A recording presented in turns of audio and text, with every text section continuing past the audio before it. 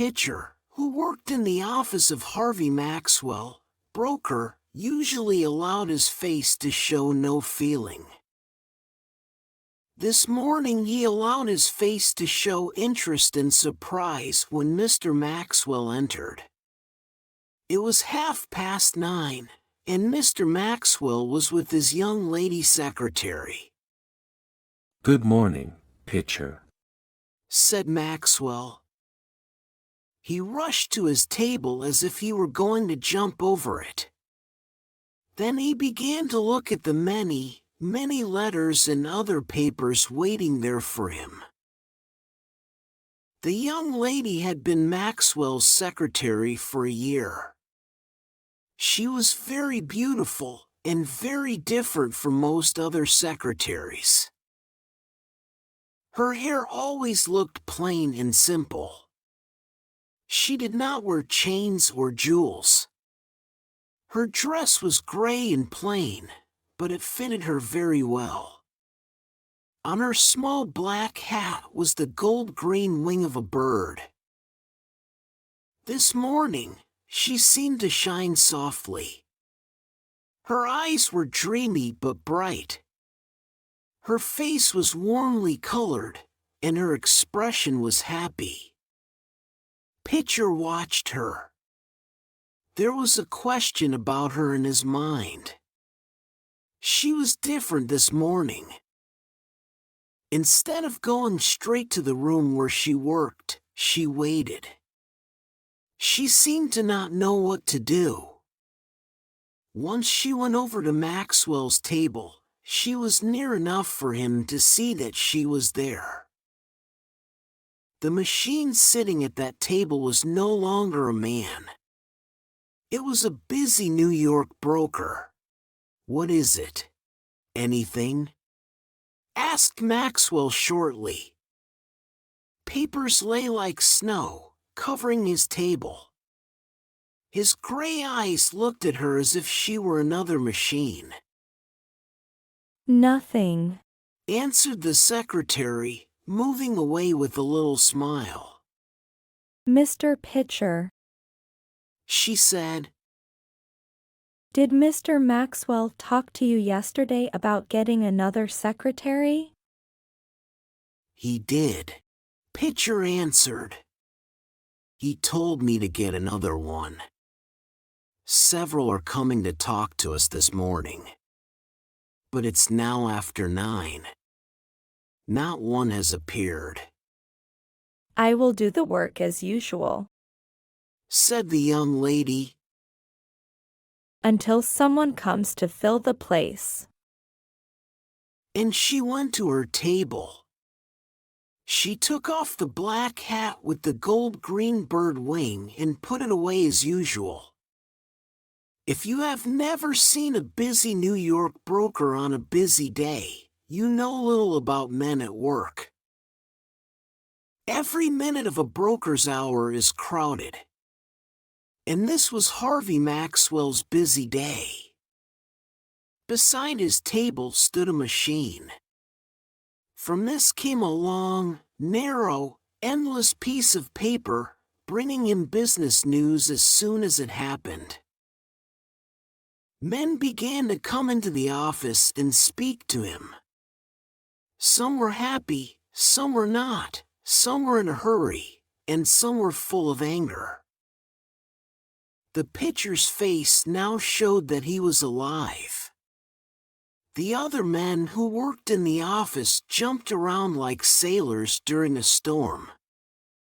And there were storms in the business world, fearful storms. Every storm was felt in the broker's office. Maxwell moved his chair against the wall. Now he was like a dancer. He jumped from the machine to his table to the door and back again. In the middle of all this, he slowly realized that something had come near him. There was golden hair, there was a very large amount of it, high on a head. On top of the hair was a big hat covered with birds' wings. There was a long silver chain hanging from her neck until it nearly touched the floor. And among all these things, there was a young lady. Pitcher was beside her to explain. "Lady, for that job as secretary," said Pitcher. Maxwell turned half around, his hands full of letters and paper from the machine. What job? He asked. "Job as secretary," Pitcher said again. "You told me yesterday to have someone sent here this morning." You are losing your mind, Pitcher. Said Maxwell. Why should I tell you anything like that?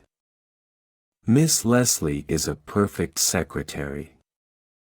She can keep the job as long as she wants it. To the young lady, he said. There is no job here. And to Pitcher, he added this order. Tell them not to send any more. And don't bring any more in here to see me. The silver chain left the office, hitting chairs and tables with anger as it went. Pitcher said to another man in the office that Maxwell was more forgetful every day. The rush of business grew wilder and faster. Maxwell was working like a fine, strong machine. He was working as fast as he could. He never had to stop to think. He was never wrong. He was always ready to decide and act. He worked as a clockworker. This was the world of business. Maxwell stood by his table with his hands full of papers and his hair hanging over his face. His window was open, for it was the time of year when the weather was beginning to turn warm. And through the window came a soft, sweet smell of flowers. For a moment, the broker was held there without moving. This smell of flowers belonged to Miss Leslie. It was hers and hers only. The smell seemed almost to make her stand there before him. I'll do it now, said Maxwell, half aloud. I'll ask her now. I wonder why I didn't do it long ago. He rushed into the other room. He stopped beside the secretary. She looked up at him with a smile. A warm color came into her face, and her eyes were soft and kind. Maxwell's hands were still full of papers. Miss Leslie, he began quickly. I have only a moment. I want to say something in that moment. Will you be my wife? I haven't had time to make love to you in the usual way. But I really do love you. Talk quickly, please. I have to get back to my work. Oh, what are you talking about? Cried the young lady. She rose to her feet and looked at him, round-eyed. Don't you understand? Said Maxwell. I want you to marry me. I love you, Miss Leslie.